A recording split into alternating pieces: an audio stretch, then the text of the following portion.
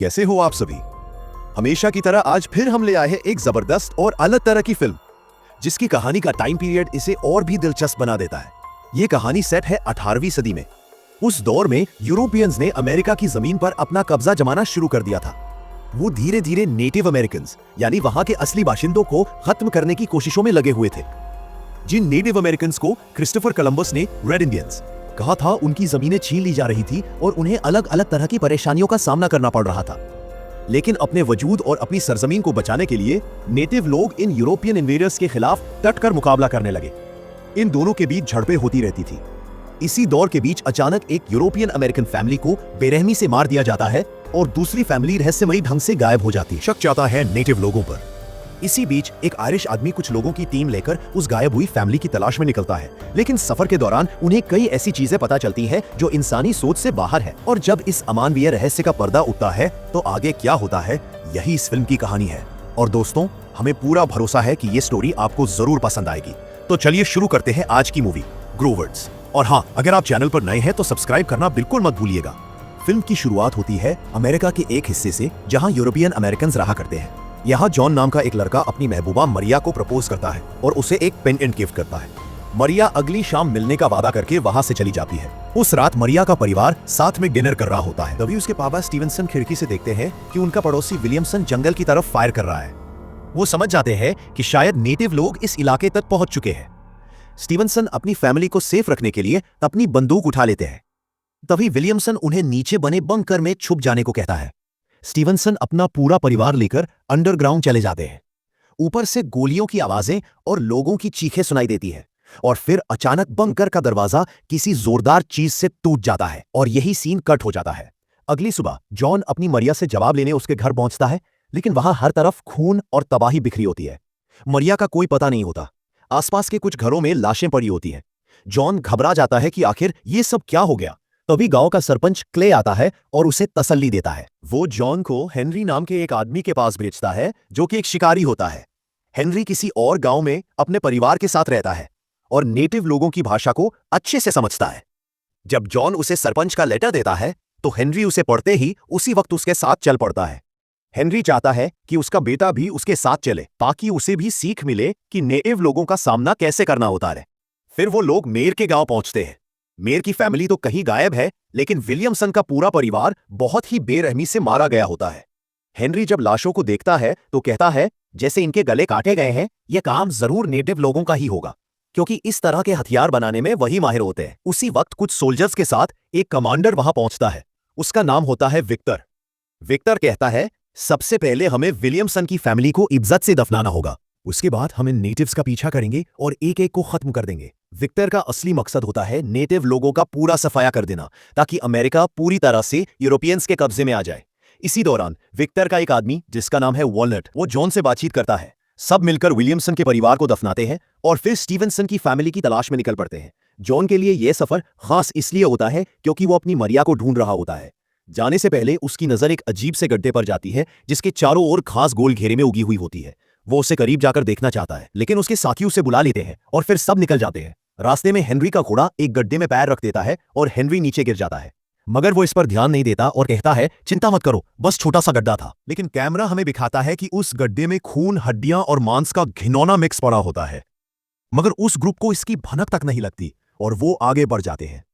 थोड़ी दूर जाने के बाद विक्टर बाइनोक्यूलर से देखता है कि एक नेटिव आदमी अपने घोड़े के साथ अकेला खड़ा है। विक्टर पहले उस नेटिव के घोड़े को शूट करता है, फिर जब वो भागता है तो उसके पैर पर गोली मार देता है और आखिरकार उसे पकड़ लेते हैं। शाम होने पर वे उसी जगह रुक जाते हैं। उस नेटिव को बुरी तरह टॉर्चर किया जाता है, लेकिन वो एक भी शब्द नहीं बोलता। अब जॉन और वॉलनट आपस में बातें कर रहे होते हैं और लगने लगता है कि दोनों के बीच अच्छी दोस्ती हो रही है। जॉन उसे अपने और मारिया के प्यार की कहानी सुनाता है और बताता है कि वो उसी की तलाश में निकला है। वॉलनट को उस नेटिव पर रहम आ जाता है और वो चुपचाप उसे थोड़ा सा खाना दे देता है। जब विक्टर को पता चलता है तो वो भड़क उठता है, किसने इसको खाना दिया? अगर ऐसे मेहमानों जैसी खातिर करोगे तो यह कुछ क्यों बताएगा? विक्टर को शक होता है कि वॉलनट ने ही खाना दिया है और वो उसे ढूंढने लगता है, लेकिन तभी जॉन बोल पड़ता है मैंने उसे खाना दिया है, तुम्हें क्या तकलीफ है? विक्टर गुस्से में जॉन पर हाथ उठाने आता है तो हेनरी उसे गन पॉइंट पर रोक देता है और कहता है अगर मेरे आदमी को हाथ लगाया तो अंजाम अच्छा नहीं होगा। दोनों के बीच बहस होती है, लेकिन फिर मामला थोड़ा शांत हो जाता है। राख होते ही सब लोग अलग अलग जगह पर लेट जाते हैं और कुछ पहरेदारी करने लगते हैं। इसी दौरान आसपास कुछ हलचल सी होती है, लेकिन जॉन इतनी गहरी नींद में होता है कि उसे कुछ भी पता नहीं चलता। एक पहरेदार नोटिस करता है कि उसका साथी जमीन पर गिरा पड़ा है। वो घबराकर उसकी ओर दौड़ता है, लेकिन तभी पीछे से एक अजीब सा डरावना हाथ उसकी गर्दन को पकड़कर उसे खींच लेता है। और अगली सुबह का सीन आता है, जहां अफरा तफरी मची होती है, क्योंकि विक्टर के 4 आदमी लापता हो चुके होते हैं। विक्टर पूरी तरह यकीन से कहता है, ये सब नेटिव्स का काम है। एक एक करके हमारे लोगों को खत्म कर रहे हैं ताकि हम कमजोर पड़ जाएं, और यहां तुम लोग इनको खाना खिला रहे हो। विक्टर जहां गुस्से में चिल्ला रहा होता है, वहीं हेनरी उस नेटिव के पास जाकर बड़े शांत अंदाज में पूछता है, तुम लोग ऐसा क्यों कर रहे हो? इसके पीछे कौन है? नेटिव सिर्फ एक शब्द कहता है, ग्रूवर्ड्स।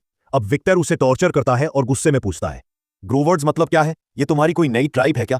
विक्टर की ये हिंसा देखकर सरपंच भड़क जाता है और उसे डांटते हुए कहता है, तुम्हारा मकसद सिर्फ नेटिव्स को मिटाना है, जबकि हम तो बस अपने लोगों को ढूंढना चाहते हैं। तुम्हारी जैसी हिंसक सोच के साथ हमें कुछ नहीं करना। तुम अपने रास्ते जाओ, हमें अकेला छोड़ दो। यह सुनकर विक्टर गुस्से में वहां से निकल जाता है। अब हेनरी की नजर पास ही जमीन में बने उसी तरह के गड्ढे पर पड़ती है जैसे उनके इलाके में था, और उसके चारों ओर घास एकदम गोल घेरे में उगी होती है। यह देखकर हेनरी को अजीब सा एहसास होता है कि एक जैसी चीजें दो जगह कैसे हो सकती हैं। इस पैटर्न के पीछे आखिर क्या है? लेकिन अभी वक्त कम होता है, इसलिए जॉन, हेनरी, उसका बेटा टोबी और सरपंच सफर पर निकल पड़ते हैं। लंबा सफर तय करने के बाद वे एक जगह रुककर कैंप लगाते हैं। रात में सब आराम कर रहे होते हैं। जॉन पेशाब करने के लिए उठता है, तभी अंधेरे में उसे एक साया अपनी ओर आता दिखता है। जॉन घबरा जाता है और अपनी गन निकालकर शूट करने वाला ही होता है, लेकिन वो तो वॉल्ट होता है। जॉन चौंक कर पूछता है, तू यहां क्या कर रहा है? वॉल्ट जवाब देता है, मैं उस गुस्सैल मूंछों वाले के साथ नहीं जाना चाहता। वो बहुत हिंसक आदमी है, मुझे भी अपने साथ ले चलो। अब टीम इसे भी साथ में ले लेती है। अगली सुबह फिर से सफर शुरू होता है और रास्ते भर उसी तरह के गड्ढे उन्हें नजर आते हैं। हेनरी को लगता है कुछ तो गड़बड़ है इन गड्ढों में। थोड़ी दूर चलने पर उन्हें एक ओवरटर्न्ड हॉर्स कार्ट दिखाई देती है, लेकिन वहां कोई इंसान नजर नहीं आता। सभी उस जगह को अच्छे से चेक करने लगते हैं कि कोई खतरा तो नहीं। तभी टोबी को जमीन में एक लड़की के बाल दिखाई देते हैं। वो घबराकर उन्हें खींचता है तो अंदर से एक लड़की की डेड बॉडी निकलती है। टोबी डर के मारे चिल्ला देता है और सब वही दौड़कर आ जाते हैं। जब वो लोग लाश को बाहर निकालते तो उसके गले पर भी एक बारीक कट होता है और उस पर चींटियां रेंग रही होती है। तभी अचानक उसके बूट्स हिलने लगते हैं। जैसे ही वे लोग बूट्स निकालते हैं तो देखते हैं कि लड़की का पैर हिल रहा है, यानी वो अभी पूरी तरह मरी नहीं है, लेकिन उसका शरीर लाश जैसा पड़ा है। फिर वे उसे उठाकर हॉर्स कार्ट में रखते हैं। जॉन उसकी आंखें बंद करने की कोशिश करता है, लेकिन वे आंखें बंद नहीं होती। तब जॉन अपना हाथ उसके मुंह पर रख देता है। अब हेनरी अपनी बेटी टोबी से कहता है, बेटा, अगर इस लड़की की जान बचानी है तो इसे डॉक्टर के पास ले जाना होगा। तुम इसे गाड़ी में लेकर गांव जाओ और डॉक्टर को दिखाओ। रास्ता तो तुम्हें याद है ना? टोबी कहता है, हाँ पापा, रास्ता मुझे अच्छे से याद है। यह कहकर वह अकेले ही वहां से वापस निकल पड़ता है और बाकी 4 लोग अपना सफर जारी रखते हैं। रास्ते में उन्हें कुछ नेटिव लोगों के टेंट दिखाई देते हैं। हेनरी कहता है, मतलब हम सही दिशा में जा रहे हैं। यह सोचकर वे लोग जंगल के अंदर बढ़ते हैं। तभी सरपंच सबको रुकने का इशारा करता है।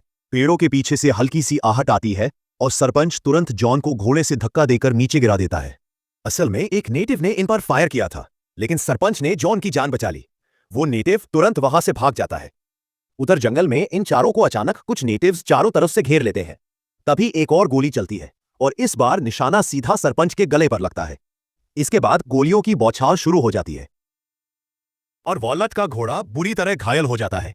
सरपंच वहीं मर जाता है और बाकी लोग घायल घोड़े की ऊँट लेकर जवाबी फायरिंग करते हैं। वे एक नेटिव को मार गिराते हैं, लेकिन दूसरा भाग निकलता है। अब फिर से कैमरा टोबी पर कट करता है। वो सो रहा होता है। तभी अचानक एक हाथ उसके गले पर वैसा ही बारीक कट कर देता है जैसा हमने पहले देखा था, और यहीं से कहानी का सबसे जरूरी ट्विस्ट खुलता है। उस कट के बाद टोबी पूरी तरह जड़ हो जाता है। न हिल पाता है, न आवाज निकाल पाता है, मानो पूरी तरह से पैरालाइज्ड हो गया हो। तभी एक बेहद भयानक गंदा सा दिखने वाला प्राणी आता है और टोबी के साथ उस लड़की को भी खींच ले जाता है। अब एक जगह पर गड्ढा खोदा जाता है। फिर हमें दिखाते हैं कि टोबी की बॉडी जमीन में दफन कर दी गई है, बस उसकी आंखें और नाक ही बाहर दिख रही होती है। इस भयानक सच्चाई से बेखबर जंगल की दूसरी ओर बाकी लोग सरपंच की बॉडी को दफन कर रहे होते हैं। जॉन एक लकड़ी से क्रॉस बनाकर उसकी कब्र पर रखना चाहता है, लेकिन हेनरी कहता है, इस क्रॉस को जितना दूर हो सके फेंक दो। अगर नेटिव्स ने यह क्रॉस देखा तो वो कब्र खोदकर सरपंच की आंखें निकाल लेंगे। ये उनका कोई पुराना रिचुअल है।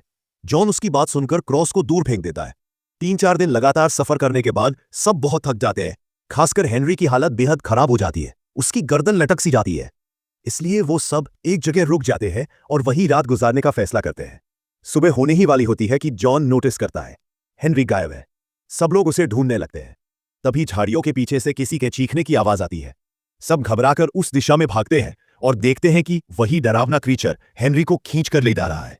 उसका चेहरा इतना डरावना होता है कि कोई सीधा नहीं देख पाता। वॉलनट उस पर लगातार फायर करता है, तब जाकर वो हेनरी को छोड़कर वहां से भाग जाता है। लेकिन हेनरी के गले पर वही पतला सा कट दिखता है, पर इस बार अधूरा। हेनरी दर्द में कहता है, मुझे अपना एक हाथ महसूस नहीं हो रहा और शरीर का एक साइड तो पूरा सुन्न हो चुका है। अब सबको यह एहसास होता है कि उस अजीब क्रीचर के नाखूनों में कोई जहर है। वो जब अपने शिकार पर वार करता है तो उसके नाखून शरीर में जहर छोड़ते हैं, जिससे शिकार पूरी तरह पैरालाइज हो जाता है और फिर वह उन्हें घसीट कर ले जाता है। लेकिन हेनरी के गले का घाव बहुत गहरा नहीं था, इसलिए उसका सिर्फ एक हिस्सा ही पैरालाइज हुआ है। उन्हें समझ आ जाता है कि अब यहां रुकना खतरनाक होगा, इसलिए वे फौरन वहां से रवाना हो जाते हैं। रास्ते में उन्हें एक औरत दिखाई देती है। वह अकेली डरी सहमी सी एक कोने में बैठी होती है। वो बताती है कि उसके पूरे परिवार को ग्रोवर्ड्स नाम के जंतु ने मार डाला। अब इन सबको यह यकीन हो जाता है कि ये ग्रोवर्ड्स कोई खतरनाक प्रजाति के जीव है जो इंसानों को शिकार बनाकर जिंदा दफन कर देते हैं। वो औरत बताती है कि ये ग्रोवर्ड्स तो बहुत पुराने समय से इसी इलाके में रह रहे थे। पहले ये सिर्फ जंगली सुअरों का शिकार करते थे, लेकिन जब यूरोपियंस यहां आकर बसने लगे तो उन्होंने भी उन्हीं सुअरों का शिकार शुरू कर दिया, जिससे ग्रोवर्ड्स को अपना खाना मिलना बंद हो गया। इसलिए अब उन्होंने इंसानों को शिकार बनाना शुरू कर दिया। ये अपने नुकीले नाखूनों से शिकार के गले पर वार करते हैं और एक जहरीला पदार्थ उसके शरीर में इंजेक्ट कर देते हैं, जिससे शिकार एकदम सुन्न हो जाता है, हिल भी नहीं पाता। इसके बाद ये गड्ढा खोदकर शिकार को उसमें गाड़ देते हैं, लेकिन उसे तुरंत नहीं खाते। वे तब तक इंतजार करते हैं जब तक शरीर सड़ने ना लगे, ताकि मांस नरम हो जाए, और फिर वो उसे बाहर निकालकर खाते हैं। हेनरी ये सब सुनकर और भी घबरा जाता है। वो पूछता है, क्या नेटिव्स के पास इसका कोई इलाज है? वो औरत जवाब देती है कि ईथॉस नाम की एक ट्राइब ने इसका इलाज खोज निकाला था। फिर सभी मिलकर उस औरत को साथ लेकर ईथॉस ट्राइब की तलाश में निकल पड़ते हैं। लेकिन अब हेनरी का व्यवहार धीरे धीरे बदलने लगता है। उसका चेहरा पीला पड़ने लगता है और वो कभी अचानक हंसने लगता है, को कभी अजीब हरकतें करता है। जाहिर है कि जहर अब उसके पूरे शरीर में फैल रहा है। थोड़ी दूर जाने के बाद हेनरी रुक जाता है और कहता है, मेरा शरीर अब मेरे कंट्रोल में नहीं है, मैं और नहीं चल सकता। इसीलिए वे वही कैंप लगाकर रात बिताने का फैसला करते हैं। रात के वक्त सब सो रहे होते हैं, लेकिन जॉन को कुछ आवाजें सुनाई देती है और असल में वो ग्रोवर्ड्स का हमला होता है। उन्होंने पूरी जगह को घेर लिया होता है। जॉन तुरंत फायर करता है और बाकियों को भी जगा देता है। फिर सब मिलकर उन पर गोलियां चलाने लगते हैं। हेनरी भी आधी बेहोशी में गोलियां चलाने लगता है, लेकिन उसकी एक गोली गलती से वॉलनट के पैर में लग जाती है। वो जोर से चिल्लाता है। तभी वो नेटिव औरत उसकी बंदूक लेकर खुद ग्रोवर्ड्स पर फायर करने लगती है। कुछ ही देर में सारे ग्रोवर्ड्स वहां से भाग जाते हैं। औरत बताती है कि हेनरी के शरीर में जो जहर है उसकी गंध से ही वे प्राणी खिंचे चले आते हैं। इसीलिए अगर बचना है तो हेनरी को छोड़कर आगे बढ़ना होगा। लेकिन हेनरी रोते हुए उनसे कहता है, प्लीज मुझे यहां मरने के लिए मत छोड़ दो। जॉन का भी दिल नहीं मानता और वो उसे अपने साथ ले जाने का फैसला करता है। अब जैसे ही वे ईथोस ट्राइब के इलाके में दाखिल होते, वहां के लोग उन्हें घेर लेते और सीधे गन पॉइंट पर धमकी देते, अगर जिंदा रहना है तो हेनरी को हमारे हवाले कर दो। ईथोस ट्राइब के एक बुजुर्ग कहते हैं, इसके शरीर में ग्रोवर्ड्स का जहर है और उसी की गंध इन्हें यहां खींच लाएगी, तब हम उन्हें खत्म कर सकेंगे। जॉन और बाकी लोग कुछ नहीं कर पाते। ईथोस के लोग हेनरी को अपने साथ ले जाते हैं। जाते जाते उनमें से एक आदमी जॉन को एक छोटी सी थैली देता है। जॉन उसे खोलता है तो उसमें वही पेंडेंट होता है जो उसने शुरुआत में मारिया को गिफ्ट किया था, और उसके साथ ही मारिया की फैमिली की कुछ और चीजें भी होती हैं। जॉन अब साफ समझ जाता है कि ग्रोवर्ड्स ने ही मारिया और उसके पूरे परिवार को अपना शिकार बनाया था। उधर हेनरी जोर से चिल्लाता है, जॉन मुझे बचा लो प्लीज। वॉलनट कहता है, अगर हेनरी की किस्मत में मरना लिखा है तो वो मरेगा ही, लेकिन अगर हम और देर रुके तो हम सब मारे जाएंगे, चलो लौट चले। पर जॉन फैसला कर लेता है, वो हेनरी को नहीं छोड़ेगा। वह अकेले ईथोस ट्राइब का पीछा करता है। उसे ग्रोवर्ड्स के जहर का इलाज भी चाहिए। आगे एक जगह हेनरी को रस्सियों से बांध कर रखा गया होता है।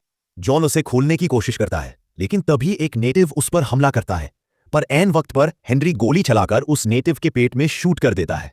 जॉन एकदम पीछे हटता है, लेकिन उसका पैर एक ट्रैक में फंस जाता है। तभी उसकी नजर जाती है, कुछ ग्रोवर्ड्स हेनरी की ओर बढ़ रहे होते हैं। हेनरी अपनी बची खुची ताकत से गोली चलाता है और कुछ ग्रोवर्ड्स को गिरा देता है, लेकिन वो ज्यादा देर नहीं टिक पाता और आखिरकार वे उसे पकड़ ही लेते हैं। जॉन कुछ नहीं कर पाता, उसका पैर ट्रैप में बुरी तरह फंसा होता है। एक ग्रोवर्ड उसकी तरफ बढ़ता है, लेकिन जॉन पास पड़ी ट्रैप की दूसरी साइड उठाकर उसके मुंह पर फेंक देता है। उसका मुंह उसी में फंस जाता है और वो चीखने लगता है। जॉन बड़ी मुश्किल से ट्रैप से अपना पैर निकालता है। तभी वही घायल नेटिव कुछ बोलने की कोशिश करता है, लेकिन जॉन को समझ नहीं आता। नेटिव पास रखी नुकीली लकड़ियों की ओर इशारा करता है। जॉन समझ जाता है, इन लकड़ियों को ग्रोवर्स के शरीर में घुसाकर उन्हें जमीन में गाड़ देना होगा। जॉन वैसा ही करता है, एक एक कर वो ग्रोवर्स को लकड़ी से जमीन में ठोक देता है। ग्रोवर्स दोबारा पलटकर हमला नहीं करते, वे वहीं ठहर जाते हैं। लेकिन इस पूरी झड़प में हेनरी की बॉडी पूरी तरह चीर फाड़ दी जाती है। अब जॉन सोच में पड़ जाता है, नेटिव ने इन्हें जमीन में गार्ड ने कू क्यों कहा था। धीरे धीरे अंधेरा छंटने लगता है और सूरज की किरणें धरती पर पड़ती हैं। जैसे ही सूरज की रोशनी ग्रोवर्स के शरीर पर पड़ती है, वे जलने लगते हैं। जॉन ये देखकर समझ जाता है इन्हें खत्म करने का एकमात्र तरीका यही है। यही वजह थी कि उस नेटिव ने जॉन को ऐसा करने को कहा था। लेकिन अब हेनरी इस दुनिया में नहीं रहा, तो जॉन उस घायल नेटिव को लेकर वापस लौट आता है। वहां वॉलनट पहले से ही बुरी तरह जख्मी होता है। अब दोनों की जान बचाने के लिए एक डॉक्टर की सख्त जरूरत होती है, खासकर उस नेटिव की, क्योंकि सिर्फ वही ग्रोवर्स के जहर का इलाज जानता है। जॉन फिर उन तीनों को उसी जगह पर छोड़कर डॉक्टर की तलाश में निकल पड़ता है। दिन रात का सफर तय करने के बाद उसे कुछ मुसाफिर नजर आते हैं, जिनके पीछे एक डॉक्टर भी होता है। जॉन जल्दी से उनकी तरफ जाता है और अपने साथियों की हालत के बारे में बताता है। डॉक्टर उसकी बात सुनकर मदद के लिए तैयार हो जाता है। लेकिन जब जॉन उसे लेकर वापस आता है तो हैरान रह जाता है। वहां अब विक्टर और उसके आदमी पूरी जगह पर कब्जा कर चुके होते हैं। जॉन की नजर जैसे ही उस इथॉस नेटिव पर जाती है, वो फांसी पर लटका होता है। यह देखकर जॉन एकदम सन्न रह जाता है। विक्टर सीना तानकर कहता है, इन नेटिव्स को तो मर ही जाना चाहिए था, इसलिए मैंने इसे लटका दिया। जॉन की आंखों में गुस्से और बेबसी का सैलाब उमड़ पड़ता है। वो बड़बड़ाता है, ये क्या कर दिया? ये तो हमारे पास ग्रूवर्स से लड़ने का आखिरी रास्ता था और तुमने उसे भी खत्म कर दिया। वो पूछता है, वॉलनट कहाँ है? विक्टर बड़ी बेरुखी से जवाब देता है, उसके पैर में गोली लगी थी। जिंदा रखने के लिए हमें उसका पैर काटना पड़ा, लेकिन बहुत खून बह गया और वो मर गया। मरना तो उसी को था, आखिर तुम लोगों के साथ जो भाग गया था। फिर विक्टर उसे अपने गैंग में शामिल होने का न्योता देता है। चलो जॉन, अब तुम भी हमारे साथ आ जाओ, मिलकर इन नेटिव अमेरिकन्स को जड़ से मिटा देंगे। जॉन अब एकदम मायूस होकर कहता है, जब तक तुम्हारे जैसे लोग जिंदा है, तब तक न सिर्फ ये जनजातियां बल्कि पूरी इंसानियत भी खतरे में है। इतना कहकर जॉन वहां से चला जाता है। आखिरी सीन में दिखाया जाता है कि एक ग्रोवर्ड किसी इंसान की बॉडी को खींचकर जमीन में गाड़ रहा है, और वो कोई और नहीं, जॉन होता है। यानी ग्रोवर्ड्स का अगला शिकार वही बना, और शायद विक्टर और उसके साथी भी ज्यादा पीछे नहीं थे। यहीं पर खत्म होती है ये डरावनी खौफनाक कहानी।